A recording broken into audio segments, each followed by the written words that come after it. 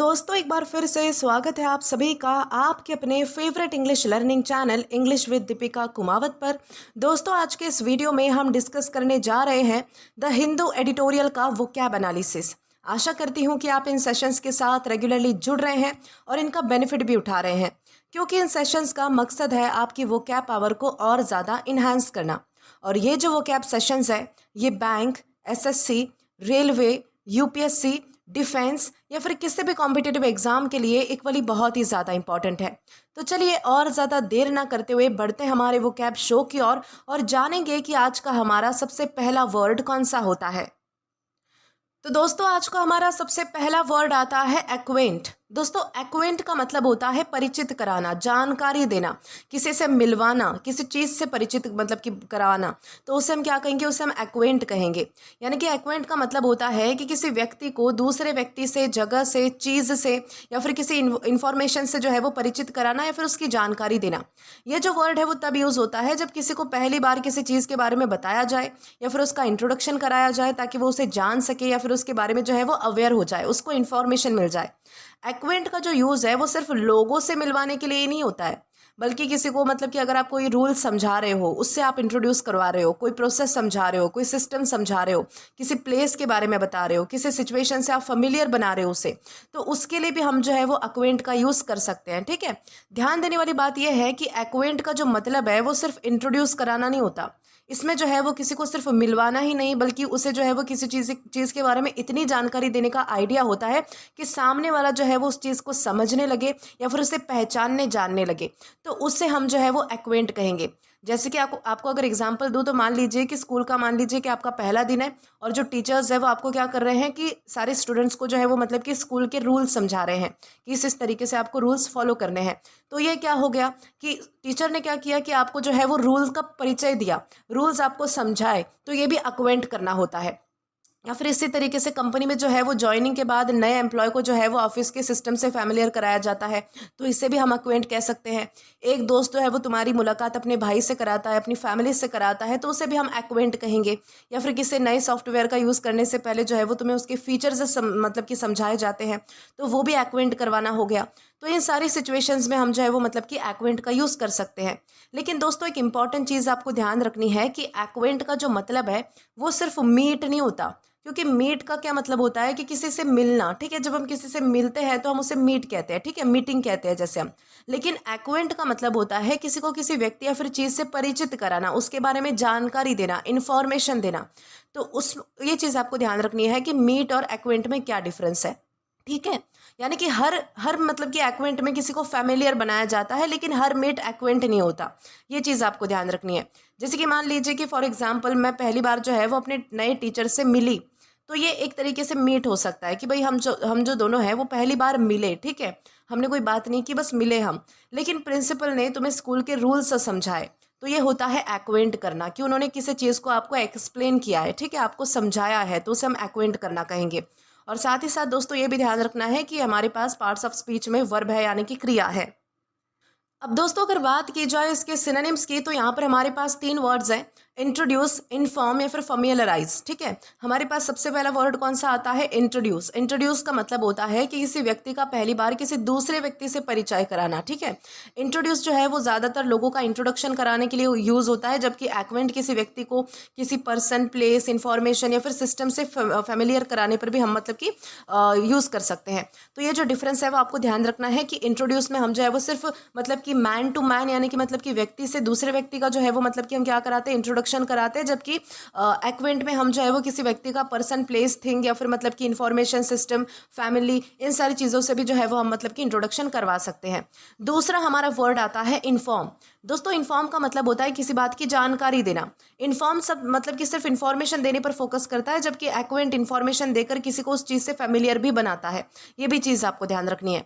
तीसरा हमारा वर्ड खुद आता है फैमिलियराइज। फैमिलियराइज का क्या मतलब होता है कि किसी को किसी चीज़ से अच्छी तरीके से परिचित या फिर कंफर्टेबल मतलब कि बना देना, उस चीज़ को इतना अच्छा इंट्रोडक्शन मतलब कि उसका इतना अच्छा इंट्रोडक्शन देना, उसे इतनी अच्छी से मतलब कि इंट्रोड्यूस कराना कि वो जो इंसान है उस चीज़ के साथ कंफर्टेबल हो जाए। तो फेमिलियराइज का फोकस किसी चीज़ को अच्छे से समझाने पर होता है। ये चीज़ आपको ध्यान रखनी है। तो ये सारे हमारे क्या है, तो ये सारे हमारे हो गए सिनोनिम्स, जहाँ पर हमने इंट्रोड्यूस, इन्फॉर्म या फिर फेमिलियराइज जैसे वर्ड्स को डिस्कस किया है। अब इसी के साथ अगर आगे बढ़े और हमारे एंटोनिम्स को डिस्कस करें तो यहाँ पर हमारे पास अगेन 3 वर्ड्स आते हैं, इग्नोर, कंसील या फिर विद होल्ड। ठीक है, हमारा सबसे पहला वर्ड आता है इग्नोर। इग्नोर का मतलब होता है किसी व्यक्ति या फिर मतलब की बातों पर जो है वो ध्यान ना देना, नज़रअंदाज करना बेसिकली, तो उसे हम क्या कहते हैं, इग्नोर कहते हैं। इग्नोर में कोई जानकारी या फिर परिचय नहीं दिया जाता, जबकि एक्वेंट में किसी को जो है वो मतलब कि किसी चीज़ से परिचित कराया जाता है। तो ये डिफरेंस होता है हमारे अपोजिट वर्ड्स में। अगला वर्ड क्या आता है, अगला वर्ड है कंसील। कंसील का मतलब होता है किसी बात को छुपाना या फिर गुप्त रखना, तो उसमें क्या होता है, उसे हम जो है वो कंसील कहते हैं। कंसील में बेसिकली किसी इन्फॉर्मेशन को छुपा दिया जाता है, मतलब कि हाइड करके रखा जाता है। तीसरा हमारा वर्ड आता है विथ होल्ड। विथ होल्ड का क्या मतलब होता है, किसी जानकारी या फिर चीज़ को जानबूझकर ना देना, ठीक है, ना बताना, तो उसे हम क्या कहेंगे, विथ होल्ड कहेंगे। विथ होल्ड में जो इन्फॉर्मेशन है वो आप तक ही सीमित रहती है या फिर आप उसे रोक लेते हो अपने तक ही, तो उसे हम जो है वो विथ होल्ड कहते हैं। तो ये हमारा क्या है, तो ये हमारे सारे क्या है, तो एंटोनिम्स है। अब इसी के साथ हम आगे बढ़ेंगे और हमारे एग्जाम्पल यानी कि सेंटेंस को डिस्कस करेंगे। तो यहाँ पर आपके सामने स्क्रीन पर एक सेंटेंस है, the manager acquainted the new employees with the company rules, यानी कि यहाँ पर क्या बताया गया है, तो इस सेंटेंस का मतलब है कि मैनेजर ने नए एम्प्लॉयज़ को कंपनी के रूल्स और पॉलिसीज़ के बारे में जानकारी दी और उन्हें उन सब चीज़ों से परिचित कराया जिनका उन्हें मतलब कि काम शुरू करने से पहले पता होना ज़रूरी था।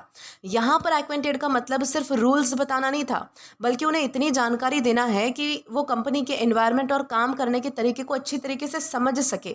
इस तरीके से जानकारी देने से मतलब जो है वो एक्वेंट का निकलता है।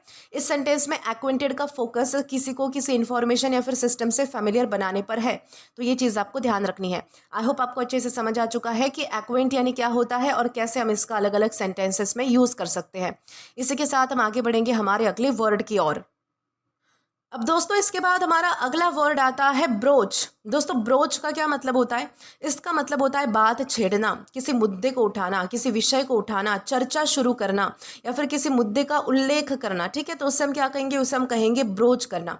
यानी कि ब्रोच का मतलब होता है किसी नए टॉपिक, किसी नए इशू या फिर सेंसिटिव मैटर की जो है वो बात शुरू करना या फिर उसका मतलब कि डिस्कशन करना, उसे जो है वो डिस्कशन के लिए सामने लाना, तो उसे हम क्या कहेंगे, ब्रोच करना हम उसे कहेंगे।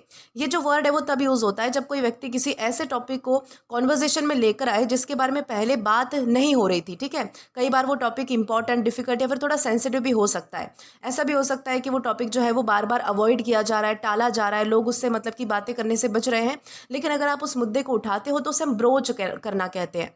कोई अगर सेंसिटिव टॉपिक है, कोई इंपॉर्टेंट या फिर डिफिकल्ट टॉपिक है जो डिस्कस नहीं किया जा सकता ऐसे ही, तो उसे हम क्या कहेंगे, ब्रोच करना कहेंगे। जब आप उस मुद्दे को उठाते हो तो सब ब्रोच करना कहते हैं। ठीक है, ब्रोच का जो यूज़ है वो अक्सर मीटिंग्स में, फैमिली डिस्कशंस में, इंटरव्यूज़ में या फिर पर्सनल कॉन्वर्जेशंस में होता है, जब कोई किसी नए सब्जेक्ट पर मतलब कि बात शुरू करता है तब। ठीक है, ध्यान देने वाली बात क्या है कि ब्रोच का मतलब सिर्फ टॉक करना नहीं होता। टॉक का तो मतलब होता है नॉर्मल बातें करना। ठीक है, कोई सी भी बातें हो सकती है इसमें, किसी भी तरीके की बातें हो सकती है। इसमें खास बात किसी नए टॉपिक को डिस्कशन में पहली बार उठाना होती है। ब्रोच में क्या डिफरेंस है कि आप किसी खास टॉपिक के बारे में, किसी इंपॉर्टेंट टॉपिक के बारे में पहली बार बात कर रहे होते हो, उस मुद्दे को उठाते हो बेसिकली। एक बार टॉपिक अगर ब्रोच हो जाए उसके बाद पर उस पर मतलब कि लंबी डिस्कशन चल सकती है। इस तरीके से आपको ध्यान रखना है। जैसे कि मान लीजिए कि कोई एम्प्लॉय है, उसने जो है वो सैलरी इंक्रीज़ का टॉपिक जो है वो मीटिंग में उठाया। ये मुद्दा उसने मीटिंग में उठाया, मतलब कि आसानी से लोग जो है वो ये नहीं कर पाते। बहुत सारे जो एम्प्लॉयज़ हैं वो डरते होंगे शायद कि हम कैसे कहें, शायद जो है वो बुरा इंप्रेशन पड़ेगा, शायद हमें डाँट ना मिले कि हम जो है वो सैलरी बढ़ा के माँग रहे हैं। लेकिन किसी ने ये मुद्दा पहली बार उठाया है, तो उससे हम क्या कहेंगे कि इसने जो है वो अपने टॉपिक को ब्रोच किया है बेसिकली। या फिर मान लीजिए कि एक स्टूडेंट ने टीचर से एग्ज़ाम पैटर्न की बात छेड़ दी, या फिर किसी फैमिली ने मतलब कि डिनर के दौरान प्रॉपर्टी का इशू छेड़ दिया। ये भी सेंसिटिव टॉपिक होता है, मतलब कि बहुत सोचना पड़ता है बात करने से पहले कि मैं कहूँ या फिर मैं कहूँ। 3-4 अगर भाई हो तो वो बहुत ज़्यादा सोचते हैं कि किसको पहल पहल करनी चाहिए। तो इस तरीके से जो है वो मतलब कि क्या होता है कि किसी मुद्दे को छेड़ा जब जाता है पहली बार किसी डिस्कशन के लिए, तो उसे हम ब्रोच करना कहते हैं। या फिर मैनेजर ने जो है वो कंपनी के फ्यूचर प्लान्स का टॉपिक मीटिंग में इंट्रोड्यूस किया, तो उससे भी हम जो है वो ब्रोच करना कहेंगे।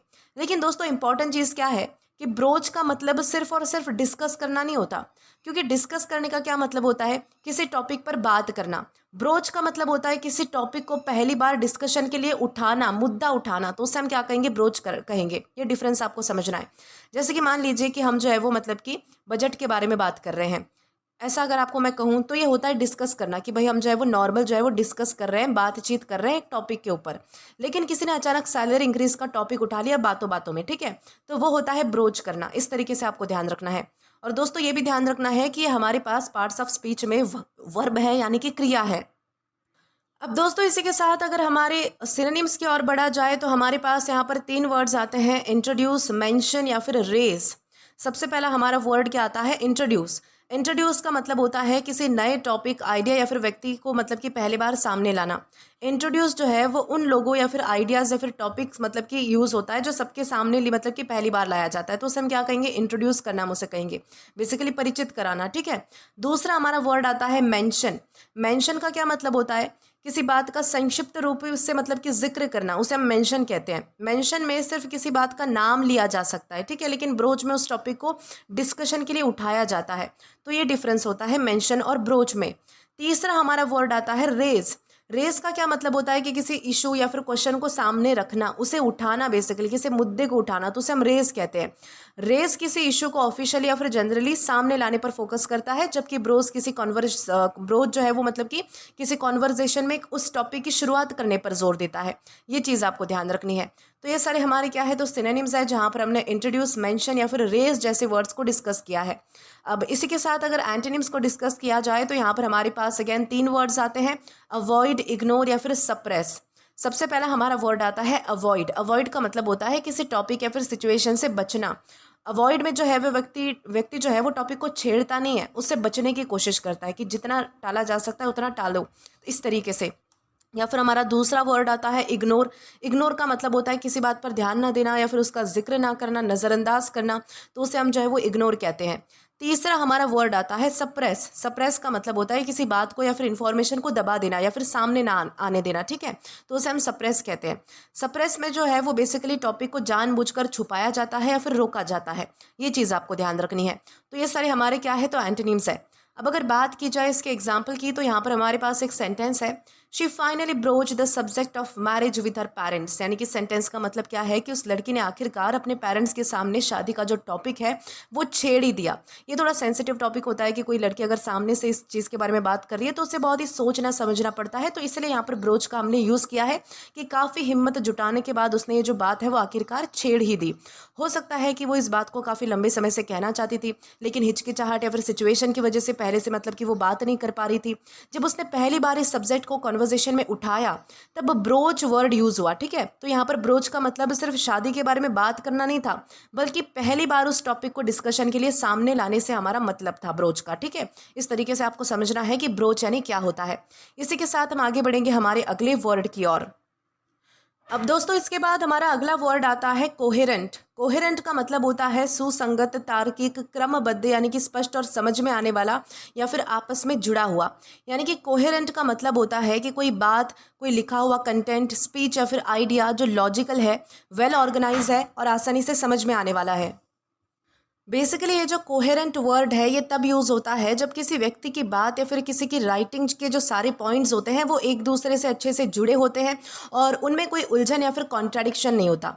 कोहेरेंट का यूज़ जो है वो हम speech, writing, explanation, argument, plan या फिर किसी ऐसी चीज़ के लिए यूज़ कर सकते हैं जिसमें आइडियाज़ प्रॉपर ऑर्डर में है, क्लियरली प्रेजेंट किए गए हैं, ठीक है। लेकिन ध्यान देने वाली बात यह है कि कोहेरेंट का जो मतलब है वो सिर्फ क्लियर नहीं होता। क्लियर का तो मतलब होता है स्पष्ट, लेकिन इसमें सिर्फ क्लैरिटी ही नहीं होती कोहेरेंट में, बल्कि आइडियाज़ का लॉजिकली कनेक्टेड और वेल ऑर्गेनाइज होना भी शामिल होता है। जैसे कि मान लीजिए कि एक स्टूडेंट है जिसने अपना आंसर बहुत ही लॉजिकल तरीके से लिखा है, तो उसे हम कोहेरेंट कह सकते हैं। या फिर एक स्पीकर ने जो है वो अपनी स्पीच इतनी अच्छी तरीके से मतलब कि ऑर्गेनाइज की कि सबको जो है वो आसानी से समझ आ गई, तो उससे भी हम कोहेरेंट कह सकते हैं। रिपोर्ट के जो सारे पॉइंट्स है वो एक दूसरे से कनेक्टेड थे, इससे भी हम कोहेरेंट कहेंगे। या फिर उसका जो एक्सप्लेनेशन है वो क्लियर भी था और प्रॉपर सिक्वेंस में भी था, तो उससे भी जो है वो कोहेरेंट कहा जा सकता है। लेकिन इंपॉर्टेंट चीज़ ये ध्यान रखनी है कि कोहेरेंट का जो मतलब है वो सिर्फ क्लियर नहीं होता, क्योंकि क्लियर का मतलब होता है जो आसानी से समझ में आ जाए, लेकिन कोहेरेंट का मतलब होता है जो क्लियर भी हो और लॉजिकल सीक्वेंस में कनेक्टेड भी हो, तो उसे हम जो है वो कोहेरेंट कहते हैं। जैसे कि मान लीजिए कि किसी ने जो है वो एक सेंटेंस बहुत ही क्लियरली बोला, जैसे कि मैं बाहर जा रहा हूँ, तो इसमें भी तो क्लैरिटी है कि मैं बाहर जा रहा हूँ, तो ये चीज़ जो है वो क्लियर बोली गई है, तो ये चीज़ जो है वो क्लियर हो सकती है। लेकिन मान लीजिए कि किसी ने प्रेजेंटेशन दी और उसकी जो प्रेजेंटेशन है वो लॉजिकल ऑर्डर में थी और हर एक पॉइंट जो है वो दूसरे पॉइंट से कनेक्टेड था, तो ये होता है कोहेरेंट होना, कि कोई चीज़ क्लियर तो है, साथ ही साथ जो है वो एक दूसरे से कनेक्टेड भी है, वेल ऑर्गेनाइज भी है। तो ये आपको डिफरेंस समझना है कि क्लियर और कोहेरेंट में क्या डिफरेंस होता है। और साथ ही साथ ये भी समझना है कि ये हमारे पास पार्ट्स ऑफ स्पीच में एग्जेक्टिव है, यानी कि विशेषण है। अब दोस्तों इसी के साथ अगर सिनोनिम्स की ओर बढ़े तो यहाँ पर हमारे पास 3 वर्ड्स हैं, लॉजिकल, कंसिस्टेंट या फिर वेल ऑर्गेनाइज्ड। सबसे पहला हमारा वर्ड आता है लॉजिकल। लॉजिकल का क्या मतलब होता है? जो रीजन और लॉजिक के हिसाब से सही होता है तो उसे हम लॉजिकल कहते हैं। लॉजिकल रीजनिंग की करेंट मतलब कि लॉजिकल जो रीजनिंग है वो करेक्टनेस पर फोकस करता है, जबकि कोहेरेंट आइडियाज के लॉजिकल कनेक्शन और ऑर्गेनाइजेशन दोनों पर फोकस करता है। ये चीज़ आपको ध्यान रखनी है। दूसरा हमारा वर्ड आता है कंसिस्टेंट। कंसिस्टेंट का मतलब होता है जो हर जगह एक जैसा रहे और जिसमें कोई कॉन्ट्राडिक्शन ना हो, ठीक है। कंसिस्टेंट का फोकस जो है वो यूनिफॉर्मिटी पर होता है कि कोई चीज़ समान है, कोई चीज़ एक जैसी है, तो उसे हम क्या कहेंगे? कंसिस्टेंट हम उसे कहेंगे। तीसरा हमारा वर्ड आता है वेल ऑर्गेनाइज्ड। वेल ऑर्गेनाइज्ड का मतलब होता है जो अच्छे तरीके से अरेंज किया गया हो, स्ट्रक्चर किया गया हो, तो उसे हम जो है वो वेल ऑर्गेनाइज कहते हैं। वेल ऑर्गेनाइज में बेसिकली अरेंजमेंट पर फोकस होता है, तो ये चीज़ आपको ध्यान रखनी है। ये सारे हमारे क्या है? तो सिनोनिम्स है जहाँ पर हमने लॉजिकल, कंसिस्टेंट या फिर वेल ऑर्गेनाइज जैसे वर्ड्स को डिस्कस किया है। अब इसी के साथ एंटोनिम्स की ओर आए तो यहाँ पर हमारे पास अगेन 3 वर्ड्स आते हैं, इनकोहेरेंट, कंफ्यूजिंग या फिर डिसऑर्गेनाइज्ड। सबसे पहला हमारा वर्ड आता है इनकोहेरेंट। इनकोहेरेंट ये जो है वो हमारे मेन वर्ड का अपोजिट है बिल्कुल। तो इसका क्या मतलब होता है कि जो चीज़ उलझी हुई होती है या फिर जिसे समझना मुश्किल होता है तो उसे हम इनकोहेरेंट कहते हैं। इनकोहेरेंट में जो है वो आइडियाज़ प्रॉपरली कनेक्टेड नहीं होते, थोड़ा बहुत कन्फ्यूजन होता है उसमें, तो उसे हम क्या कहेंगे? इनकोहेरेंट कहेंगे। जबकि कोहेरेंट में क्या होता है कि सारे आइडियाज़ क्लियर होते हैं, प्रॉपरली अरेंज्ड होते हैं, वेल ऑर्गेनाइज्ड होते हैं, कनेक्टेड होते हैं। तो ये डिफरेंस आपको समझना है कि इनकोहेरेंट और कोहेरेंट में क्या डिफरेंस है। दूसरा हमारा वर्ड है कन्फ्यूजिंग। कन्फ्यूजिंग का मतलब होता है जो समझने में मुश्किल है या फिर जो उलझन पैदा करता है, जो हमें आसानी से समझ नहीं आता, उसे हम जो है वो कन्फ्यूजिंग कहते हैं। कन्फ्यूजिंग में बेसिकली बातें जो है वो क्लियर नहीं होती, तो ये हो गया कन्फ्यूजिंग। तीसरा हमारा वर्ड आता है डिसऑर्गेनाइज्ड। डिसऑर्गेनाइज का मतलब होता है बिना किसी प्रॉपर ऑर्डर के, बिना किसी प्रॉपर क्रम के, तो उसे हम डिसऑर्गेनाइज कहते हैं। डिसऑर्गेनाइज में बेसिकली आइडियाज कैसे होते हैं? बिखरे हुए होते हैं, तो ये चीज़ आपको ध्यान रखनी है। तो ये सारे हमारे क्या थे? तो एंटोनिम्स थे, जहां पर हमने इनकोहेरेंट, कंफ्यूजिंग या फिर डिसऑर्गेनाइज जैसे वर्ड को डिस्कस किया है। अब इसी के साथ आगे बढ़े और हमारे एग्जाम्पल को डिस्कस करें तो यहाँ पर हमारे पास एक सेंटेंस है, she gave a coherent explanation of the problem. इस सेंटेंस का मतलब है कि उसने प्रॉब्लम की एक्सप्लेनेशन बहुत ही लॉजिकल तरीके से, बहुत ही वेल ऑर्गेनाइज और आसानी से समझ में आने वाली तरीके से दी थी। यानी कि उसकी बात में हर एक पॉइंट एक दूसरे से अच्छे से जुड़ा हुआ था और सुनने वाले को किसी भी तरीके की मतलब की कन्फ्यूजन नहीं हुई। यहाँ पर कोहेरेंट का सिर्फ मतलब इतना नहीं है कि उसकी जो बात थी वो क्लियर थी, बल्कि उसने अपने आइडियाज़ को प्रॉपर सिक्वेंस और लॉजिकल फ्लो के साथ प्रेजेंट किया था। ये आइडिया हमें मिल रहा है, ठीक है, जिसकी वजह से जो पूरी एक्सप्लेनेशन है वो कैसी थी? तो समझना बहुत ही ज़्यादा आसान हो गया। तो इस तरीके से आपको ध्यान रखना है कि कोहेरेंट यानी क्या होता है और कैसे हम इसका अलग अलग सेंटेंसेस में यूज़ कर सकते हैं। इसी के साथ हम आगे बढ़ेंगे हमारे अगले वर्ड की ओर। अब दोस्तों इसके बाद हमारा अगला वर्ड आता है अबॉलिश। दोस्तों अबॉलिश का मतलब होता है समाप्त करना, खत्म करना, रद्द करना, पूरी तरीके से किसी चीज़ को जो है वो मिटा देना, खत्म कर देना, तो उसे हम कहते हैं अबॉलिश करना, ठीक है। यानी कि अबॉलिश का मतलब होता है कि किसी कानून यानी कि किसी लॉ को, किसी रूल को, किसी सिस्टम, पॉलिसी, प्रैक्टिस या फिर इंस्टीट्यूशन को ऑफिशियली और परमानेंटली खत्म कर देना, तो उसे हम क्या कहेंगे? उसे हम जो है वो अबॉलिश करना कहेंगे। ये जो वर्ड है वो तब यूज़ होता है कि जब कोई गवर्नमेंट, कोई ऑर्गेनाइजेशन, कोई अथॉरिटी किसी पुराने रूल या फिर सिस्टम को इस तरीके से हटा देती है कि वो फिर कभी लागू ना करे जाए या फिर वो फिर कभी मतलब कि वो इन्फोर्स ना रहे, लागू ना रहे, तो उसे हम क्या कहेंगे? उसे हम अबॉलिश करना कहेंगे। अबॉलिश का जो यूज़ है वो आमतौर पर लॉज के लिए, टैक्सेस के लिए, स्लेवरी के लिए, अनफेयर प्रैक्टिसेस के लिए, पॉलिसीज़ के लिए या फिर जो मतलब कि ऑफिशियल सिस्टम्स होते हैं उनके लिए किया जाता है, ठीक है। ध्यान देने वाली बात यह है कि अबॉलिश का जो मतलब है वो सिर्फ स्टॉप नहीं होता, इसमें जो है वो चीज़ों को ऑफिशियली और हमेशा के लिए ख़त्म कर देने का आइडिया होता है। स्टॉप का तो मतलब होता है कि कोई चीज़ अभी के लिए रुक गई, वो फिर से शुरू भी हो सकती है, लेकिन अबॉलिश में जो है वो किसी चीज़ को हमेशा के लिए ख़त्म कर दिया जाता है, समाप्त कर दिया जाता है कि वो फिर से आ ना सके, ठीक है। कई बार जिस चीज़ को अबॉलिश किया जाता है उसके लिए कानूनी और आधिकारिक फैसला भी लिया जाता है, ये चीज़ आपको ध्यान रखनी है। जैसे कि मान लीजिए कि गवर्नमेंट ने जो है वो कोई पुराना टैक्स हटा दिया, तो ये अबॉलिश करना हुआ। किसी देश ने जो है वो स्लेवरी को ऑफिशियली ख़त्म कर दिया, स्लेवरी यानी कि जो बंदी बनाते हैं, जो गुलामी मतलब कि गुलाम रखते हैं बेसिकली, तो उस चीज़ को जो है वो ख़त्म कर दिया, तो ये भी अबॉलिश करना हुआ। स्कूल ने जो है वो एक पुराना रूल परमानेंटली कैंसिल ही कर दिया, अब वो कभी फिर से लागू नहीं होगा, तो उसे भी हम अबॉलिश कह सकते हैं। या फिर अथॉरिटी ने क्या किया कि एक आउटडेटेड पॉलिसी को ऑफिशियली रिमूव कर दिया हमेशा के लिए, तो उसे भी हम जो है वो अबॉलिश कह सकते हैं। इंपॉर्टेंट चीज़, जैसे कि मैंने आपको पहले बताया था कि अबॉलिश का मतलब सिर्फ स्टॉप करना नहीं होता, क्योंकि स्टॉप करने का तो मतलब होता है किसी काम को रोक देना जो बाद में दोबारा शुरू भी किया जा सकता है। लेकिन अबॉलिश का मतलब होता है किसी लॉ, रूल या फिर सिस्टम को ऑफिशियली और परमानेंटली खत्म कर देना।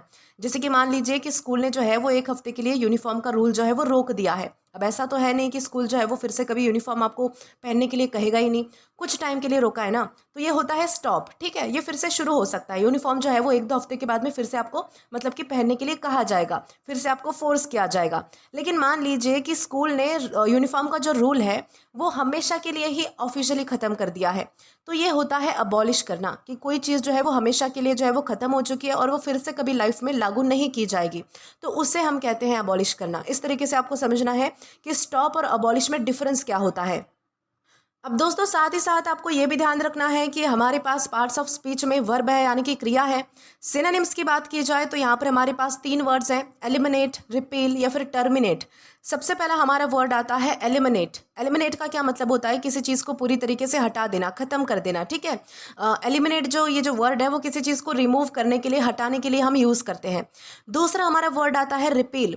रिपील का क्या मतलब होता है कि किसी कानून को, किसी लीगल रूल को ऑफिशियली कैंसिल कर देना। रिपील सिर्फ लॉज या फिर जो लीगल एक्ट्स होते हैं, जो कानूनी कार्रवाई जो होती है उनके लिए जो है वो यूज़ होता है, जबकि हमारा जो अबॉलिश है वो लॉ के लिए तो यूज़ होता ही है, लेकिन साथ ही साथ सिस्टम, कोई इंस्टीट्यूशन, कोई प्रैक्टिसेस, इनके लिए भी हम जो है वो यूज़ कर सकते हैं। तो ये डिफरेंस आपको समझना है। तीसरा हमारा वर्ड आता है टर्मिनेट। टर्मिनेट का क्या मतलब होता है कि किसी चीज़ को आधिकारिक रूप से समाप्त कर देना। टर्मिनेट जो है वो कॉन्ट्रैक्ट, सर्विसेज या फिर जो एग्रीमेंट्स होते हैं उनके लिए यूज़ होता है, जब इनको मतलब कि रद्द कर दिया जाता है, ख़त्म कर दिया जाता है, कोई एग्रीमेंट है, कोई कॉन्ट्रैक्ट है, तो उसे हम टर्मिनेट करना कहते हैं। ठीक है, तो ये सारे हमारे क्या है, तो सिनोनिम्स है। अब दोस्तों इसी के साथ अगर एंटोनिम्स की और बढ़े तो यहाँ पर हमारे पास अगेन 3 वर्ड्स आते हैं, इस्टेब्लिश, इंट्रोड्यूस या फिर मेंटेन। सबसे पहला हमारा वर्ड आता है इस्टेब्लिश। इस्टेब्लिश का मतलब होता है किसी सिस्टम, रूल या फिर इंस्टीट्यूशन की शुरुआत करना, उसे स्थापित करना। ठीक है, जब किसी चीज़ की शुरुआत होती है, बिगिनिंग होती है, तो उसे हम क्या कहते हैं, उसे हम इस्टेब्लिश करना कहते हैं। ठीक है, स्थापना करने को हम क्या कहेंगे, इस्टेब्लिश करना कहेंगे।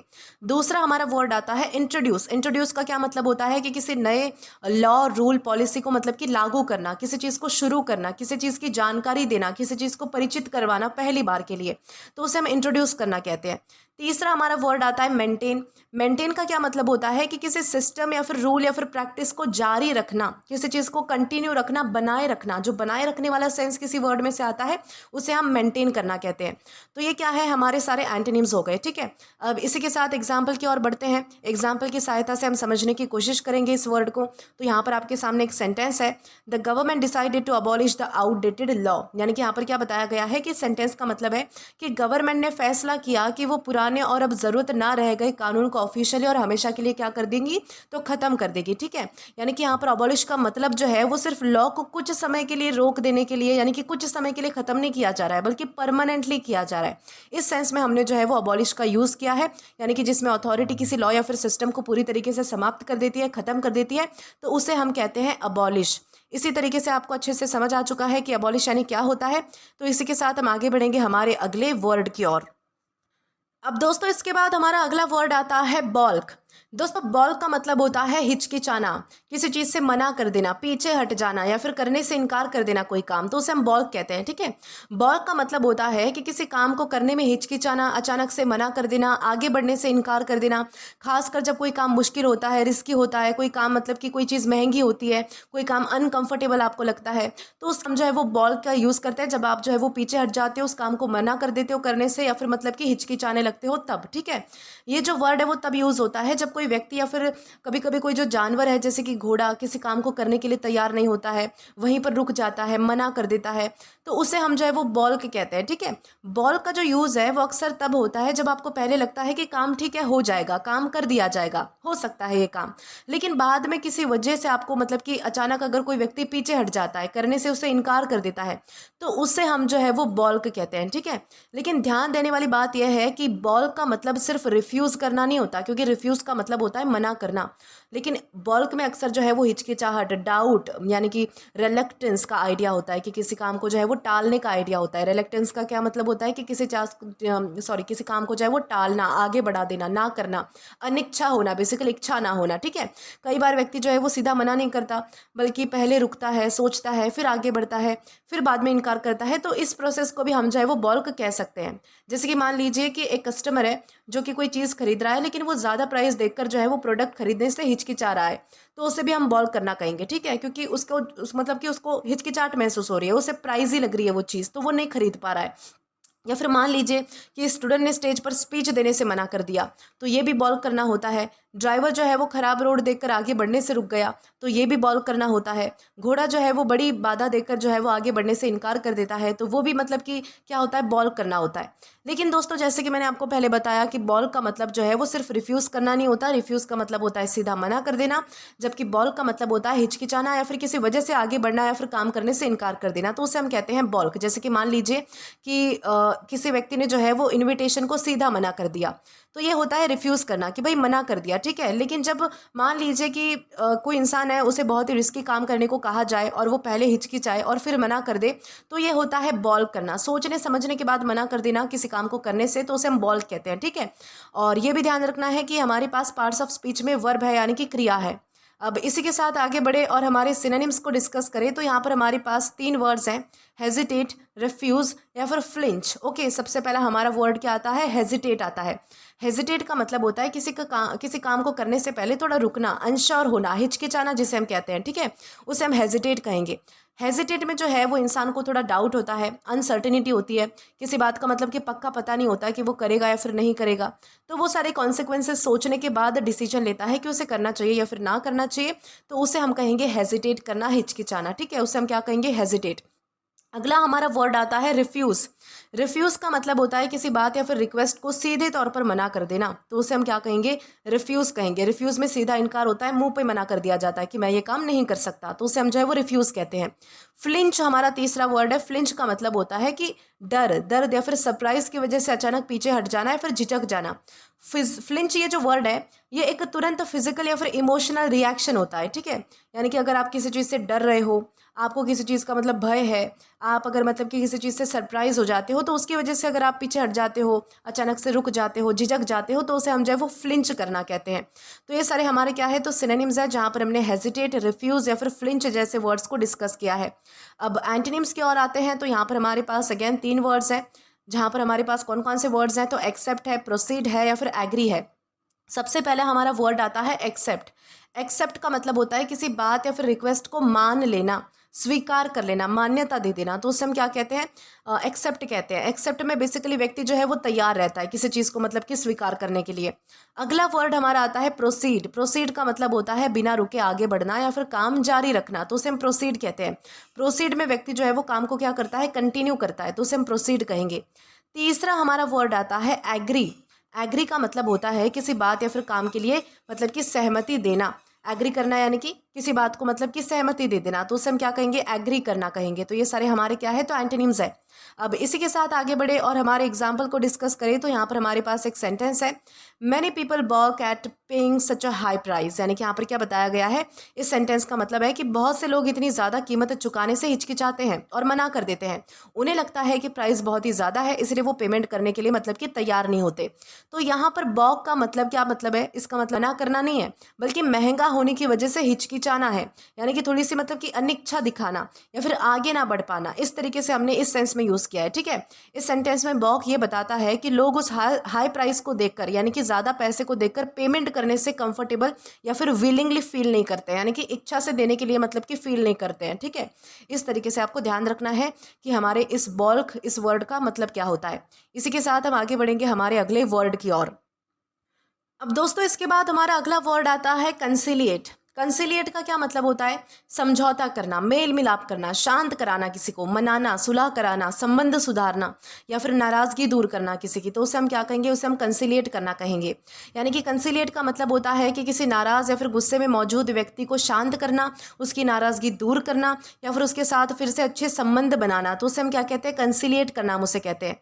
ये जो वर्ड है वो तब यूज़ होता है जब कोई व्यक्ति या फिर कोई ऑर्गेनाइजेशन किसी डिसएग्रीमेंट, कन्फ्लिक्ट या फिर आर्ग्यूमेंट के बाद सिचुएशन को सुधार सुधारने की कोशिश करती है ताकि दोनों तरफ से फिर से शांति और अंडरस्टैंडिंग बनी रहे, तो तब हम जो है वो मतलब कि कंसिलिएट का यूज़ करते हैं। ठीक है, जैसे कि मान लीजिए कि किसी मैनेजर ने एम्प्लॉय की कंप्लेंट सुनकर उन्हें तुरंत जो है वो मतलब कि शांत कराने की कोशिश की, या फिर एक दोस्त ने जो है वो झगड़ा खत्म करके दोनों फ्रेंड्स में सुलह करवा दी, या फिर गवर्नमेंट ने लोगों की नाराज़गी मतलब कि कम करने के लिए नए डिसीजंस ले लिए, या फिर किसी ने माफ़ी मांगकर अपने नाराज़ दोस्त को जो है वो मना लिया, वापस से उनके बीच में रिलेशन कैसा हो गया, अच्छा हो गया।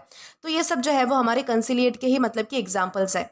लेकिन दोस्तों इंपॉर्टेंट चीज़ आपको ये ध्यान रखनी है कि कंसिलिएट का जो मतलब है वो सिर्फ काम नहीं होता। काम का मतलब क्या होता है, किसी को शांत कराना, काम कराना यानी कि क्या होता है, किसी को शांत कराना। ठीक है, लेकिन कंसिलिएट का मतलब होता है किसी को शांत करके उसके नाराज़गी दूर करना, और जो मतलब कि रिलेशन है, जो रिलेशनशिप है, उसको मतलब कि फिर से दोबारा अच्छा बनाना, ये आइडिया इसमें होता है। जैसे कि मान लीजिए कि एक टीचर है, उसने जो है वो गुस्से में जो है वो स्टूडेंट को शांत किया। कोई स्टूडेंट मान लीजिए कि गुस्सा हो गया था, तो उसने क्या किया कि शांत करवा दिया। तो ये तो होता है कि काम कराना। ठीक है भाई, आपने शांत करवा दिया, लेकिन टीचर ने स्टूडेंट की बात सुनी, उसकी नाराज़गी दूर की, उनका ट्रस्ट दोबारा जीत लिया, तो तब हम कहेंगे कि उसने कंसिलिएट किया। ठीक है, इतनी सारी चीज़ें करने के बाद जो है वो हम कंसिलिएट वर्ड का यूज़ करते हैं। और दोस्तों ये भी ध्यान रखना है कि हमारे पास पार्ट्स ऑफ स्पीच में वर्ब है, यानी कि क्रिया है। अब दोस्तों अगर बात की जाए इसके सिनोनिम्स की, तो यहाँ पर हमारे 3 वर्ड्स हैं, अपीस, पैसिफाई या फिर रिकंसाइल। सबसे पहला हमारा वर्ड आता है अपीस। अपीस का क्या मतलब होता है कि किसी गुस्से या फिर नाराज व्यक्ति को शांत या फिर संतुष्ट करना, ठीक है, सेटिस्फाई करना, तो उसे हम अपीस कहते हैं। अपीस का जो फोकस है वो तुरंत गुस्सा कम करने पर होता है, ये चीज़ आपको ध्यान रखनी है। अगला हमारा वर्ड आता है पैसिफाई। पैसिफाई का मतलब होता है किसी व्यक्ति का मतलब कि किसी ग्रुप को शांत करा देना ताकि कन्फ्लिक्ट कम हो जाता है। यानी कि किसी व्यक्ति या फिर ग्रुप को मतलब कि शांत कराना, उससे क्या होगा कि जो बीच में झगड़ा हो रहा है या फिर जो मतलब कि विवाद है, उन सारी चीज़ों को मतलब कि ख़त्म किया जा सके, तो उसे हम कहेंगे पैसिफाई करना। पैसिफाई में जो है वो शांति पे जोर दिया जाता है, ये चीज़ आपको ध्यान रखनी है। तीसरा हमारा वर्ड आता है रिकंसाइल। रिकंसाइल का मतलब होता है कि दो लोगों या फिर ग्रुप्स के बीच सुलह करवाना, उनकी डिफरेंसेस को ख़त्म करना, उससे वापस मतलब कि अच्छा बनाना उनके रिलेशन को, तो उसे हम रिकंसाइल करना कहते हैं। रिकंसाइल दोनों तरफ की रिलेशनशिप को दोबारा नॉर्मल बनाने पर फोकस करता है, ये चीज़ आपको ध्यान रखनी है। तो ये सारे हमारे क्या है, तो सिनोनिम्स है जहाँ पर हमने अपीज, पैसिफाई या फिर रिकंसाइल जैसे वर्ड्स को डिस्कस किया है। अब एंटोनिम्स की ओर आते हैं, तो यहाँ पर हमारे पास अगेन 3 वर्ड्स हैं, प्रवोक, एग्रीवेट या फिर अलाइनेट। ठीक है, हमारा सबसे पहला वर्ड कौन सा आता है, प्रवोक। प्रवोक का मतलब होता है किसी को जानबूझकर गुस्सा दिलाना, उकसाना, भड़काना बेसिकली, तो उसे हम क्या कहेंगे, प्रवोक कहेंगे। प्रवोक में जो है वो गुस्सा बढ़ता है, झगड़ा बढ़ता है, कन्फ्लिक्ट बढ़ता है, तो उसे हम प्रवोक कहते हैं। अगला हमारा वर्ड आता है एग्रीवेट। एग्रीवेट का मतलब होता है किसी प्रॉब्लम या फिर नाराज़गी को और ज़्यादा बढ़ा देना, तो उसे हम एग्रीवेट कहते हैं। एग्रीवेट क्या करता है, तो सिचुएशन को और भी ज़्यादा ख़राब कर देता है, तो उसे हम एग्रीवेट कहेंगे। अलाइनेट हमारा तीसरा वर्ड है। अलाइनेट का क्या मतलब होता है कि अपने से दूर कर देना या फिर रिलेशनशिप को ख़राब कर देना। अलाइनेट में जो संबंध है वो टूटने लगते हैं, जबकि कंसिलिएट में क्या होते हैं, संबंध जो है वो मतलब कि जो रिलेशनशिप होता है, जो रिलेशन होता है, वो सुधरने की कोशिश की जाती है। तो ये चीज़ें आपको ध्यान रखनी है, ये सारे हमारे एंटोनिम्स हैं। अब इसी के साथ हम आगे बढ़ेंगे हमारे एग्जाम्पल की ओर। तो यहाँ पर हमारे पास एक सेंटेंस है, the manager tried to conciliate the angry customers by offering a refund. इस सेंटेंस का मतलब क्या है कि मैनेजर ने नाराज़ कस्टमर्स को शांत कराने और उनकी नाराज़गी दूर करने की कोशिश की, इसलिए उन्हें जो है वो क्या किया, रिफंड दिया गया। ठीक है, रिफंड ऑफर किया गया। कस्टमर जो है वो किसी बात से जो है वो मतलब कि नाराज़ थे, और मैनेजर चाहता था कि उनका गुस्सा कम हो, उनका ट्रस्ट दोबारा बन सके। तो यहाँ पर रिकंसिलिएट का मतलब क्या है कि सिर्फ उन्हें शांत नहीं कराया गया, बल्कि उनकी कंप्लेंट्स को जो है वो सुना गया, समझा गया, उनके साथ फिर से अच्छे संबंध बनाना और सिचुएशन को मतलब कि सुधारने की कोशिश की गई। रिफंड देने की कोशिश का मतलब कि रिफंड देना क्या था, कि इस कोशिश का हिस्सा था। ठीक है, रिफंड देके वो क्या करना चाहते थे, मनाना चाहते थे, सिचुएशन को सुधारना चाहते थे, ताकि कस्टमर्स खुश हो जाए और कन्फ्लिक्ट जो है वो खत्म हो जाए। तो इस तरीके से आपको समझना है कि कंसिलिएट यानी क्या होता है और कैसे इसका यूज़ किया जाता है। इसी के साथ हम आगे बढ़ेंगे हमारे अगले वर्ड की ओर।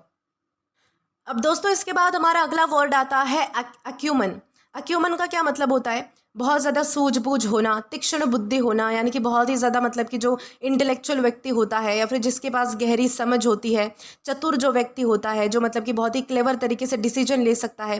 तो इस सारी चीज़ों के लिए हम किसी व्यक्ति के कॉन्टेक्स्ट में अक्यूमन का यूज़ करते हैं। अक्यूमन का मतलब होता है कि किसी व्यक्ति की तेज़ समझ, सही फैसला लेने की क्षमता और किसी सिचुएशन को जल्दी और सही तरीके से समझने की एबिलिटी, उसे कहा जाता है अक्यूमन। ओके, ये जो वर्ड है वो तब यूज़ होता है जब कोई व्यक्ति अपनी इंटेलिजेंस, एक्सपीरियंस और और प्रैक्टिकल अंडरस्टैंडिंग की मदद से अच्छे डिसीजंस लेता है या फिर किसी प्रॉब्लम का सही सोल्यूशन जो है वो जल्दी निकाल लेता है, तो उसे हम जो है वो अक्यूमेंट कहते हैं। ठीक है, जैसे कि मान लीजिए कि एक बिजनेसमैन ने अपनी जो है वो समझदारी से कंपनी में को मतलब कि प्रॉफिट में ला दिया, तो ये उसकी समझदारी क्या थी? अक्यूमेंट थी। अक्यूमेंट यानी कि उसने जो है वो अपनी सूझबूझ से अपना दिमाग लगा के क्या किया है, तो कंपनी का प्रॉफिट कराया है। या फिर एक लीडर ने मुश्किल सिचुएशन में सही डिसीजन लिया, तो ये भी अक्यूमेंट है। या फिर एक इन्वेस्टर ने मार्केट को अच्छी तरह समझकर सही जगह पैसे इन्वेस्ट किए, तो ये भी अक्यूमेंट है क्योंकि उसमें समझदारी है, उसकी बुद्धि बहुत अच्छी है।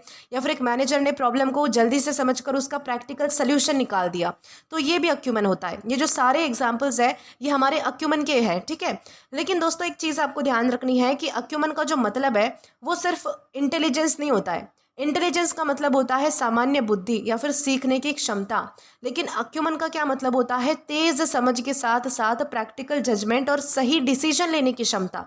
ये डिफरेंस आपको ध्यान रखना है। यानी कि मान लीजिए कि एक स्टूडेंट है जो कि बहुत ही इंटेलिजेंट है और एग्जाम में अच्छे मार्क्स लाता है, तो ये इंटेलिजेंस है। ये क्या है? तो उसकी बुद्धि अच्छी है। ठीक है, लेकिन एक बिजनेसमैन मार्केट को समझकर सही समय पर इन्वेस्टमेंट करता है और प्रॉफिट कमा लेता है। अपनी बुद्धि की वजह से वो क्या करता है? तो फायदा करवा लेता है अपना। तो ये होता है अक्यूमेंट, सूझबूझ, समझदारी, यानी कि चतुर बुद्धि जिसे हम कह सकते हैं। तो ये डिफरेंस आपको समझना है कि इंटेलिजेंस और अक्यूमेंट में क्या डिफरेंस होता है। अब दोस्तों साथ ही साथ आपको ये भी ध्यान रखना है कि हमारे पास पार्ट्स ऑफ स्पीच में नाउन है। अब इसी के साथ आगे बढ़े और हमारे सिनोनिम्स को डिस्कस करें तो यहाँ पर हमारे पास 3 वर्ड्स हैं, इंसाइट, श्रूडनेस या फिर डिसर्नमेंट। सबसे पहला हमारा वर्ड आता है इंसाइट। इंसाइट का क्या मतलब होता है? किसी चीज़ को गहराई से समझने की क्षमता होना, तो उसे हम इंसाइट कहते हैं। ठीक है, इंसाइट किसी सिचुएशन या फिर प्रॉब्लम की डीप अंडरस्टैंडिंग पर फोकस करता है, ये चीज़ आपको ध्यान रखनी है। अगला हमारा वर्ड आता है श्रूडनेस। श्रूडनेस का मतलब होता है प्रैक्टिकल और चतुर तरीके से सोचने और फैसले लेने की क्षमता, उसे हम श्रूडनेस कहते हैं। ठीक है, श्रूडनेस में बेसिकली जो है वो चतुराई से और फायदेमंद मतलब कि डिसीजन लेने का आइडिया ज़्यादा होता है, ये चीज़ आपको ध्यान रखनी है। तीसरा हमारा वर्ड आता है डिसर्नमेंट। डिसर्नमेंट का मतलब होता है छोटे छोटे डिफरेंसेस को समझकर सही फैसले लेने की क्षमता होना, तो उसे हम डिसर्नमेंट कहते हैं। बेसिकली ये जो डिसर्नमेंट वर्ड है इसका जो फोकस है वो अच्छे और बुरे या फिर जो सही और गलत है उसमें डिफरेंस समझकर उसमें अंतर पहचानने पर ज़्यादा होता है, इसका फोकस इस चीज़ पर होता है। जबकि एक्यूमन ओवरऑल प्रैक्टिकल जजमेंट या फिर डिसीजन मेकिंग एबिलिटी को दिखाता है, ये चीज़, ये डिफरेंस आपको ध्यान रखना है। तो ये सारे हमारे हो गए सिनोनिम्स। अब अगर बात की जाए एंटोनिम्स के बारे में तो यहाँ पर हमारे पास 3 वर्ड्स अगेन आते हैं, इग्नोरेंस, फुलिशनेस या फिर इनकॉम्पिटेंस। सबसे पहला हमारा वर्ड आता है इग्नोरेंस। इग्नोरेंस का क्या मतलब होता है? जानकारी या फिर समझ की कमी होना, यानी कि जब आपको किसी चीज़ के बारे में पता नहीं होता है, समझ की कमी होती है या फिर आपके मतलब कि आपको किसी चीज़ की जानकारी नहीं होती है, तो उसे हम इग्नोरेंस कहते हैं। इग्नोरेंस में व्यक्ति को सही नॉलेज या फिर अंडरस्टैंडिंग नहीं होती है, जबकि अक्यूमेंट में व्यक्ति की समझ बहुत ही तेज़ होती है, ये चीज़ आपको ध्यान रखनी है। दूसरा हमारा वर्ड आता है फुलिशनेस। फुलिशनेस का मतलब होता है बिना सोचे समझे या फिर गलत तरीके से काम करना। फुलिशनेस में जो जजमेंट है वो गलत होती है, ये चीज़ आपको ध्यान रखनी है। और तीसरा हमारा वर्ड आता है इनकॉम्पिटेंस। इनकॉम्पिटेंस का मतलब होता है किसी काम को सही तरीके से करने की क्षमता का अभाव होना, उसे हम इनकॉम्पिटेंस कहते हैं। इनकॉम्पिटेंस में व्यक्ति जो है वो इफेक्टिव तरीके से, असरदार तरीके से जो है वो डिसीजंस या फिर एक्शंस नहीं ले पाता, तो ये डिफरेंस आपको ध्यान रखने हैं। ये सारे हमारे मतलब कि एंटोनिम्स भी हमने डिस्कस कर लिए हैं। अब एग्जाम्पल की बात की जाए तो यहाँ पर हमारे पास एक सेंटेंस है, her business acumen help the company achieve remarkable success. इस सेंटेंस का मतलब क्या है? इस सेंटेंस का मतलब ये है कि उस महिला के तेज़ दिमाग, प्रैक्टिकल इंटेलिजेंस और सही बिजनेस डिसीजंस लेने की क्षमता की वजह से कंपनी ने बहुत ही बड़ी सफलता हासिल की। उसने मार्केट को अच्छी तरीके से समझा, सही समय पर सही फैसले लिए और ऐसे डिसीजंस किए जिससे कंपनी को क्या हुआ कि फ़ायदा हुआ। तो यहाँ पर एक्यूमन का मतलब सिर्फ इंटेलिजेंट होना नहीं है, बल्कि अपनी समझ, सूझबूझ और एक्सपीरियंस का प्रैक्टिकल इस्तेमाल करके बेहतर जजमेंट और सक्सेसफुल डिसीजन लेने से यहाँ पर इसका मतलब है। ठीक है, यानी यही क्वालिटी कंपनी की रिमार्केबल सक्सेस का क्या हुआ, तो एक महत्वपूर्ण कारण बनी। तो इस तरीके से आपको समझना है कि अक्यूमन यानी क्या होता है और किस तरीके से हम इसका यूज़ कर पाएंगे। इसी के साथ हम आगे बढ़ेंगे हमारे अगले वर्ड की ओर। अब दोस्तों इसके बाद हमारा अगला वर्ड आता है टेंजिबल। दोस्तों टेंजिबल का क्या मतलब होता है? टेंजिबल का मतलब होता है मूर्त, स्पर्शनीय, छूने योग्य, वास्तविक, या फिर इसका एक और मतलब होता है जो चीज़ स्पष्ट रूप से दिखाई देती है हमें, उसे हम टेंजिबल कह सकते हैं। यानी कि टेंजिबल का मतलब होता है कि कोई ऐसी चीज़ जो वास्तव में मौजूद हो, जिसे छुआ जा सकता है, देखा जा सकता है, फिजिकली महसूस किया जा सकता है। लेकिन इसका यूज़ उन चीज़ों के लिए भी होता है जिनके रिजल्ट या फिर जो इफेक्ट है वो इतने क्लियर होते हैं कि उन्हें आसानी से देखा या फिर महसूस किया जा सकता है। ठीक है, ये जो वर्ड है वो फिजिकल ऑब्जेक्ट के लिए भी यूज़ होता है और एब्स्ट्रैक्ट सिचुएशंस के लिए भी यूज़ होता है। जब किसी एफर्ट, प्लान या फिर प्रोजेक्ट का रिजल्ट जो है वो क्लियरली नजर आता है हमें, तब भी उसे जो है वो टेंजिबल कहा जा सकता है। ठीक है, जैसे कि मान लीजिए कि टेबल और चेयर जो है वो टेंजिबल ऑब्जेक्ट्स है। क्यों टेंजिबल ऑब्जेक्ट्स है? क्योंकि हम उन्हें छू सकते हैं, देख सकते हैं। ठीक है, इसी तरह अगर मान लीजिए कि कई महीनों की मेहनत के बाद प्रोजेक्ट का जो है वो टेंजिबल रिजल्ट दिखने लगता है, रिजल्ट आपको मतलब कि फील हो रहा है कि रिजल्ट जो है वो अच्छा आ रहा है, तो वो भी टेंजिबल कहा जा सकता है। या फिर मतलब कि कंपनी को जो है वो अपनी नई स्ट्रैटेजी से टेंजिबल बेनिफिट्स मिलते हैं, ऐसे बेनिफिट्स मिलते हैं जो मतलब कि उन्हें महसूस हो रहे हैं, दिखाई दे रहे हैं कि भाई कंपनी को जो है वो फायदा हो रहा है। या फिर मान लीजिए कि स्टूडेंट की परफॉर्मेंस में टेंजिबल इंप्रूवमेंट जो है वो नजर आया है, कि स्टूडेंट की जो परफॉर्मेंस है उसमें जो है वो मतलब कि देखने लायक सुधार जो है वो मतलब कि नोटिसेबल सुधार जो है वो दिख रहा है इस तरीके से। ठीक है, तो उसे हम जो है वो टेंजिबल कहेंगे। ये सारे एग्जांपल्स हमारे टेंजिबल के ही है। लेकिन दोस्तों इंपॉर्टेंट चीज़ आपको क्या ध्यान रखनी है कि टेंजिबल का मतलब जो है वो सिर्फ और सिर्फ रियल नहीं होता, क्योंकि रियल का मतलब होता है जो वास्तव में मौजूद होता है। ठीक है, लेकिन टेंजिबल का मतलब होता है जो फिजिकली टच किया जा सके या फिर जिसका रिजल्ट इतना क्लियर हो कि उसे आसानी से देखा या फिर महसूस किया जा सके। ठीक है, यानी कि हर टेंजिबल चीज़ रियल होती है, लेकिन हर रियल चीज़ टेंजिबल ही हो ऐसा ज़रूरी नहीं है। ठीक है, जैसे कि मान लीजिए कि लव, ठीक है, लव क्या है? तो एक रियल फीलिंग है। ठीक है, प्यार क्या है? तो एक असली फीलिंग है, तो उसे हम जो है वो रियल कह सकते हैं कि भाई ये सच्ची है, ये रियल है। ठीक है, लेकिन एक किताब या फिर मोबाइल फ़ोन को तुम हाथ से छू सकते हो, तो ये चीज़ें क्या है? ये टेंजिबल है।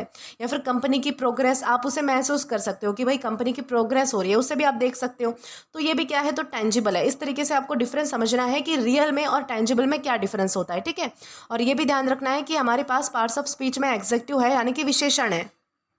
अब दोस्तों अगर बात की जाए इसके सिनोनिम्स की, तो यहाँ पर हमारे पास 3 वर्ड्स आते हैं, फिजिकल, कॉन्क्रीट या फिर पैल्पेबल। सबसे पहला हमारा वर्ड क्या आता है? फिजिकल। फिजिकल का क्या मतलब होता है? जो शारीरिक रूप से मौजूद होता है, जिसे हम छू सकते हैं बेसिकली। फिजिकल सिर्फ मतलब कि भौतिक रूप पर फोकस करता है, जो चीज़ मतलब कि फिजिकली मौजूद होती है, जैसे कि पेन है, पेंसिल है, चेयर है, टेबल है, कुर्सी है, ये सारी जो चीज़ें हैं ना, ये फिजिकल है, इसे हम देख भी सकते हैं और छू भी सकते हैं। दूसरा हमारा वर्ड आता है कॉन्क्रीट। कॉन्क्रीट का क्या मतलब होता है? जो वास्तविक है, स्पेसिफिक है, स्पष्ट रूप से मौजूद है, उसे हम जो है वो मतलब कि कॉन्क्रीट कहते हैं। कॉन्क्रीट जो है वो किसी एब्स्ट्रैक्ट आइडिया के रूप में भी मतलब कि यूज़ हो सकता है, जैसे कि प्यार है, दर्द है, ऑनेस्टी है, ये सारी चीज़ें, इन सारी चीज़ों को भी कॉन्क्रीट कहा जा सकता है। तीसरा हमारा वर्ड आता है पैल्पेबल। पैल्पेबल का मतलब होता है कि कोई चीज़ इतना ज़्यादा स्पष्ट होना कि उसे आसानी से महसूस किया जा सके या फिर नोटिस किया जा सके। पैल्पेबल का जो यूज़ है वो अक्सर फीलिंग्स या फिर एटमॉस्फेयर के लिए यूज़ होता है, जैसे कि मान लीजिए कि आपके आसपास जो है वो बहुत ही अच्छी फ्रेग्रेंस है, बहुत ही अच्छा परफ्यूम है, तो वो पैल्पेबल है, आपको फील हो रहा है। ठीक है, आसानी से आप जो है वो उसे फील कर पा रहे हो। या फिर प्यार की जो फीलिंग होती है, दर्द की जो फीलिंग होती है, गुस्से की फीलिंग होती है, ये सारे जो हमारे इमोशंस होते हैं ये भी पैल्पेबल है, इन्हें महसूस किया जा सकता है, नोटिस किया जा सकता है किसी व्यक्ति के हाव भाव से, तो उसे हम पैल्पेबल कहेंगे। तो ये सारे हमारे क्या है? तो सिनोनिम्स है। अब एंटोनिम की ओर आते हैं, तो हमारे पास अगेन 3 वर्ड्स आते हैं, इनटेंजिबल, एब्स्ट्रैक्ट या फिर इममटेरियल। सबसे पहला हमारा जो है वो एग्जैक्ट अपोजिट वर्ड निकला है, जो कि है इनटेंजिबल। इनटेंजिबल का मतलब क्या होता है? जो छुआ नहीं जा सकता, जिसे कोई फिजिकल रूप, जिसका कोई मतलब कि फिजिकल रूप नहीं होता है, जिसको मतलब कि हम छू नहीं सकते, उसे हम क्या कहेंगे? उसे हम इनटेंजिबल कहेंगे। टेंजिबल में फिजिकल एग्जिस्टेंस, सॉरी, इनटेंजिबल में फिजिकल एग्जिस्टेंस नहीं होती है, जबकि टेंजिबल चीज़ को टच किया जा सकता है या फिर उसका जो रिजल्ट है वो महसूस किया जा सकता है, क्लियरली देखा जा सकता है, तो ये डिफरेंस होता है इनटेंजिबल और टेंजिबल में। अगला हमारा वर्ड आता है एब्स्ट्रैक्ट। इसका मतलब क्या होता है? जो सिर्फ आइडियाज, थॉट्स या फिर कंसेप्ट के रूप में होता है। एब्स्ट्रैक्ट का कोई फिजिकल फॉर्म नहीं होता, यानी कि एब्स्ट्रैक्ट का कोई मतलब कि कोई बॉडी नहीं होती है, कोई शरीर नहीं होता है। ठीक है, उसे हम छू नहीं सकते। ठीक है, लेकिन हम क्या कर सकते हैं? कंसेप्ट के रूप में उसे फील कर सकते हैं, थॉट के रूप में, आइडियाज़ के रूप में उसे महसूस कर सकते हैं। इस तरीके से आपको ध्यान रखना है। तीसरा हमारा वर्ड आता है इममटेरियल। इममटेरियल का मतलब होता है जो भौतिक रूप से मौजूद ना हो, यानी कि जो फिजिकल रूप से मौजूद ना हो, जो फिजिकल सब्सटेंस ना रखता हो, तो उसे हम इममटेरियल कहते हैं। जो मटेरियल नहीं है बेसिकली, तो उसे हम क्या कहेंगे? इममटेरियल कहते हैं। ठीक है, ये सारे हमारे क्या हो गए? तो एंटोनिम्स हो गए, जहां पर हमने इनटेंजिबल, एब्स्ट्रैक्ट या फिर इममटेरियल जैसे वर्ड्स को डिस्कस किया है। अब दोस्तों अगर बात की जाए इसके एग्जाम्पल की, तो यहाँ पर हमारे पास एक सेंटेंस है, the new policy brought tangible improvements to the education system, यानी कि यहाँ पर क्या बताया गया है, इस सेंटेंस का मतलब है कि नई पॉलिसी की वजह से एजुकेशन सिस्टम में ऐसे सुधार हुए जो क्लियरली दिखाई देने लगे। ये इंप्रूवमेंट सिर्फ प्लान या फिर प्रोमिसेस तक सीमित नहीं थे, बल्कि उनके एक्चुअल रिजल्ट नजर आ रहे थे। हो सकता है कि स्टूडेंट्स की परफॉर्मेंस बढ़ी हो, स्कूल की फैसिलिटीज इंप्रूव हुई हो, या फिर टीचिंग क्वालिटी बेटर हुई हो, तो ये सारे जो है वो मतलब कि सुधार जो है वो देखने के लिए मिले। तो यहाँ पर टेंजिबल का मतलब सिर्फ रियल नहीं है, बल्कि ऐसे स्पष्ट और प्रैक्टिकल रिजल्ट से है जो लोग देख सकते हैं और महसूस कर सकते हैं। तो ये चीज़ आपको ध्यान रखनी है कि टेंजिबल यानी होता क्या है और किस तरीके से हम इसका अलग अलग सेंटेंसेस में यूज़ कर सकते हैं। इसी के साथ हम आगे बढ़ेंगे हमारे अगले वर्ड की ओर। अब दोस्तों इसके बाद हमारा अगला वर्ड आता है सब्सिक्वेंट। दोस्तों सब्सिक्वेंट का मतलब होता है बाद का, किसी चीज़ के बाद होने वाला, बाद में आने वाला, उसे हम सब्सिक्वेंट कहते हैं। ठीक है, किसी चीज़ को फॉलो अप करने वाला। सब्सिक्वेंट का मतलब होता है कि कोई ऐसी चीज़ जो किसी दूसरी घटना, काम या फिर समय के बाद हो जाए। ये जो वर्ड है वो तब यूज़ होता है जब किसी इवेंट, एक्शन या फिर सिचुएशन के बाद होने वाली अगली घटना की बात की जा रही हो। ठीक है, इसमें सिक्वेंस का आइडिया होता है, यानी कि पहली एक चीज़ हुई और सब्सिक्वेंट चीज़ उसके बाद हुई, तो उसे हम सब्सिक्वेंट कहेंगे। ठीक है, लेकिन इसमें ज़रूरी नहीं है कि चीज़ जो है वो तुरंत बाद ही हो, बस ज़रूरी है कि वो चीज़ पहले वाली घटना के बाद हुई हो। ये चीज़ आपको ध्यान रखनी है। ठीक है, जैसे कि मान लीजिए कि मीटिंग के बाद जो है वो कई और डिस्कशंस हुए, तो मीटिंग के बाद हुए। ठीक है, कब हुए, उनके बीच में और कोई डिस्कशंस थे ये हमें पता नहीं, लेकिन मीटिंग के बाद में वो एक पर्टिकुलर डिस्कशन हुआ, तो उसे हम क्या कहेंगे, उसे भी हम जो है वो सब्सिक्वेंट कहेंगे। या फिर एक्सीडेंट के बाद जो है वो पुलिस ने इन्वेस्टिगेशन शुरू की, एक्सीडेंट के बाद की। ठीक है, यानी कि एक्सीडेंट के बाद जो ऐसा भी हो सकता है कि उन्हें हॉस्पिटल ले जाया गया, और भी बहुत सारी चीज़ें हो सकती है, लेकिन एक्सीडेंट के बाद हम पुलिस इन्वेस्टिगेशन की बात कर रहे हैं तो वो बाद में हुआ। ठीक है, एक्सीडेंट का सब्सिक्वेंट है वो।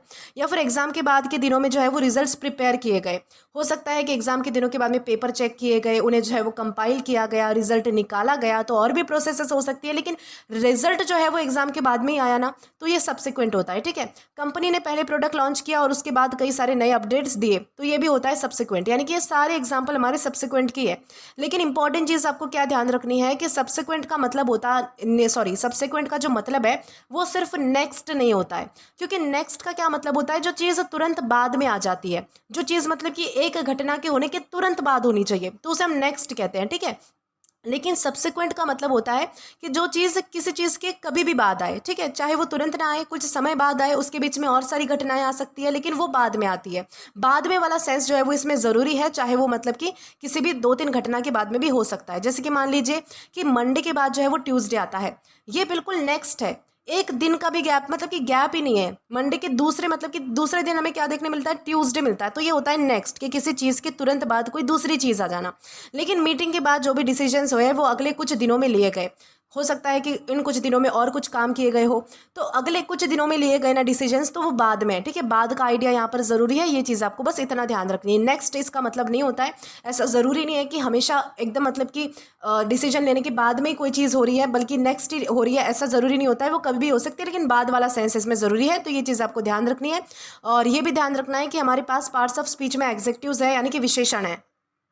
अब दोस्तों अगर बात की जाए इसके सिनोनिम की, तो यहाँ पर हमारे पास 3 वर्ड्स हैं, फॉलोइंग, सक्सीडिंग या फिर लेटर। ठीक है, सबसे पहला हमारा वर्ड आता है फॉलोइंग। फॉलोइंग का मतलब होता है जो किसी चीज़ के बाद आए या फिर हो। ठीक है, तो उसे हम कहते हैं फॉलोइंग।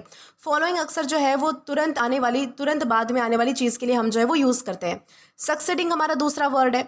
सक्सीडिंग का क्या मतलब होता है, जो किसी और चीज़ के बाद आए और उसकी जगह ले ले।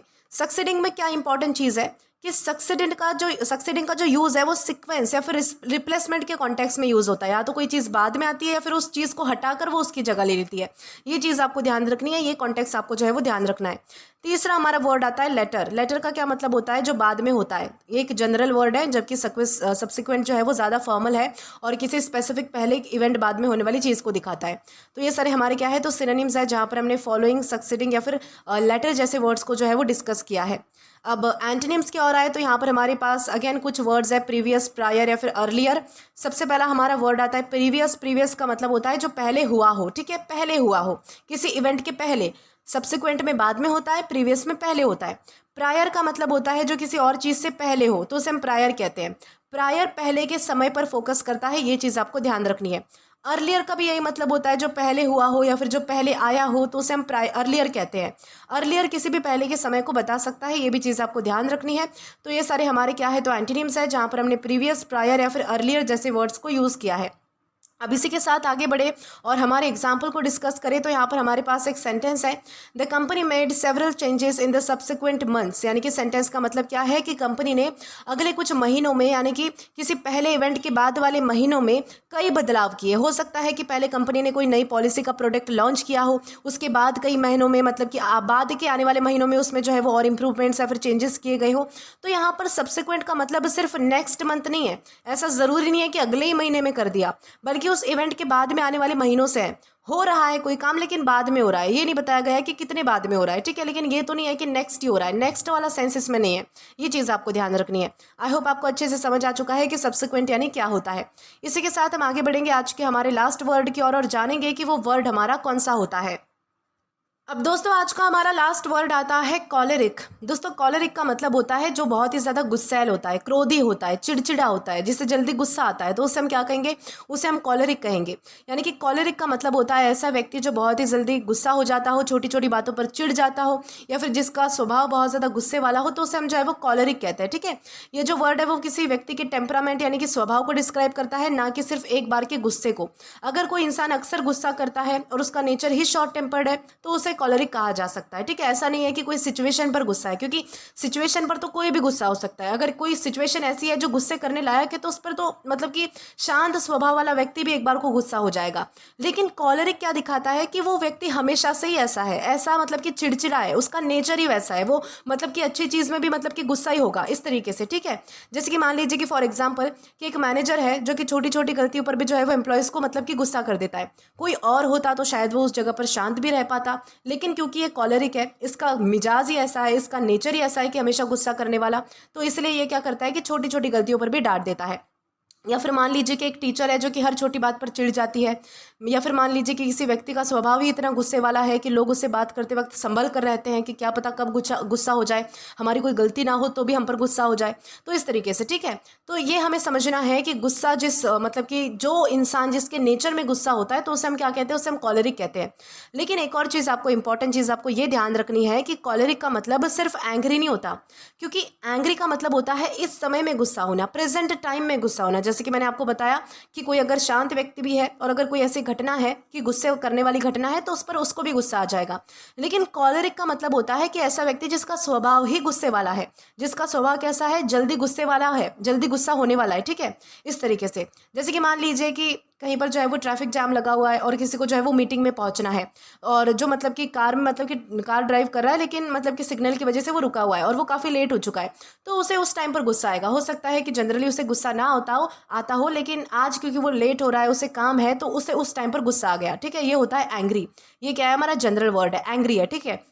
लेकिन मान लीजिए कि कोई इंसान है जो कि रोज़ छोटी छोटी बातों पर गुस्सा हो जाता है, खाने में नमक ज़्यादा हो गया, नमक कम हो गया, उस पर गुस्सा हो गया, कपड़े अच्छे से नहीं धुले, उस पर गुस्सा हो गया, तुम लेट क्यों आए घर पे, उस पर गुस्सा हो गया, हर छोटी मोटी चीज़ पर गुस्सा हो गया, तो उसे हम कॉलरिक कहेंगे, क्योंकि उसके स्वभाव में ही मतलब कि गुस्सा होना लिखा हुआ है, इस तरीके से, ठीक है। और ये भी ध्यान रखना है दोस्तों कि हमारे पास पार्ट्स ऑफ स्पीच में एग्जेक्टिव है यानी कि विशेषण है। अब दोस्तों अगर बात की जाए इसके सिनोनिम्स की तो यहाँ पर हमारे पास 3 वर्ड्स आते हैं, इरास्केबल, हॉट टेम्पर्ड या फिर मतलब कि शॉर्ट टेम्पर्ड। ये हमारे पास 3 वर्ड है। सबसे पहला हमारा वर्ड आता है इरास्केबल। इरास्केबल मतलब होता है जो बहुत ही आसानी से गुस्सा हो जाता है। इरास्केबल जल्दी गुस्सा होने की टेंडेंसी पर ज़्यादा जोर देता है, तो ये चीज़ आपको ध्यान रखनी है। अगला हमारा वर्ड आता है हॉट टेम्पर्ड। हॉट टेम्पर्ड का मतलब होता है जिसका टेम्पर बहुत ही जल्दी खराब हो जाता है, जिसे हम कहते हैं ना गरम दिमाग वाला, तो उसे हम कहेंगे हॉट टेम्पर्ड। तीसरा हमारा वर्ड आता है शॉर्ट टेम्पर्ड, जिसका मतलब होता है बहुत ही जल्दी अपनी मतलब कि पेशेंस खो देता है और गुस्सा कर देता है, जिसमें मतलब कि संयम नहीं होता, किसी चीज़ को लेकर पेशेंस नहीं होता, जो बहुत ही जल्दी गुस्सा हो जाता है, तो उसे हम शॉर्ट टेम्पर्ड कहते हैं, ठीक है। शॉर्ट टेम्पर्ड में बेसिकली संयम यानी कि पेशेंस की कमी पर फोकस किया जाता है। तो ये सारे हमारे 3 वर्ड्स कौन से हैं, तो सिनोनिम्स है। अब एंटोनिम की ओर आए तो यहाँ पर अगेन हमारे पास वर्ड्स हैं काम, पेशेंट या फिर इजी गोइंग। सबसे पहला हमारा वर्ड आता है काम। काम का मतलब होता है जो शांत रहता है, आसानी से गुस्सा नहीं करता, मुश्किलों के बावजूद भी मतलब कि अच्छे से हैंडल करता है उन्हें बहुत ही शांति से, तो उसे हम काम कहते हैं। इसके बाद हमारा अगला वर्ड आता है पेशेंट। दोस्तों पेशेंट ये जो है वो मरीज़ वाला पेशेंट नहीं है, इसका मतलब होता है कि जो धैर्य रखे या फिर जो जल्दी से नाराज़ नहीं होता, ठीक है। इसमें जो पेशेंट में जो है वो व्यक्ति के पास शांति होती है, सहन शक्ति होती है, तो इस तरीके से हम जो है वो पेशेंट यूज़ करते हैं। जैसे कि हम नाउन फॉर्म में पेशेंस का यूज़ करते हैं, उसी तरीके से ये एग्जेक्टिव फॉर्म में पेशेंट होता है। तो ये चीज़ आपको ध्यान रखनी है। अगला हमारा वर्ड आता है ईजी गोइंग। ईजी गोइंग का मतलब होता है जो रिलैक्सड हो, छोटी छोटी बातों को लेकर परेशान ना हो, गुस्सा ना हो, तो उसे हम जो है वो ईजी गोइंग कहते हैं। ईजी गोइंग व्यक्ति का जो स्वभाव होता है वो बहुत ही शांत होता है और फ्लेक्सिबल होता है, यानी कि वो अपने आप को जो है वो सिचुएशन के अकॉर्डिंग एडजस्ट कर लेता है। तो ये होता है हमारा ईजी गोइंग। तो ये सारे हमारे हो गए एंटोनिम्स। अब अगर बात की जाए इसके एग्जाम्पल की, तो यहाँ पर हमारे पास एक सेंटेंस है, his choleric nature often led to unnecessary arguments. इस सेंटेंस का मतलब है कि उस व्यक्ति के गुस्सा आने वाला और जल्दी जो चिढ़ जाने वाला जो स्वभाव है वो अक्सर बिना किसी बड़ी वजह के झगड़ों का कारण बन जाता था। यानी कि छोटी छोटी बातों पर वो अपना गुस्सा यानी कि कंट्रोल नहीं कर पाता था, जिसकी वजह से लोगों के साथ उसकी बहस हो जाती थी। तो इस तरीके से आपको समझना है कि कॉलरिक यानी होता क्या है और कैसे हम इसका अलग अलग सेंटेंसेस में यूज़ कर सकते हैं। तो दोस्तों इसी के साथ हमारे सारे वर्ड्स यहीं पर ख़त्म होते हैं। आज के लिए बस इतना ही। आशा करती हूँ कि आपको आज का ये वीडियो अच्छे से मतलब कि समझ आया हो और पसंद भी आया हो। दोस्तों अगर आपने अभी तक हमारा टेलीग्राम चैनल ज्वाइन नहीं किया है तो टेलीग्राम पर English with Deepika Kumawat search करके या फिर डिस्क्रिप्शन में दिए गए लिंक के थ्रू, साथ ही साथ अभी जो आपको आपके स्क्रीन पर QR कोड दिख रहा है वहाँ से भी आप जो है वो डायरेक्टली स्कैन करके हमारा टेलीग्राम चैनल ज्वाइन कर सकते हैं, ताकि आप कभी भी किसी भी नए आने वाले वीडियोज़ को लेकर कोई भी अपडेट्स को मिस ना करें। और दोस्तों अगर आपको आज का ये वीडियो पसंद आया है या फिर हेल्पफुल लगा है तो do like this video, subscribe the channel and share as much as you can. और अगर आपने इससे पहले वाले वीडियोस नहीं देखे हैं तो यहाँ पर मैंने एक प्लेलिस्ट प्रोवाइड कर दी है, जहाँ पर आप क्लिक करके वो सभी पहले वाले वीडियोस भी देख सकते हैं और उन्हें एक्सप्लोर भी कर सकते हैं। Till then keep learning. Thank you.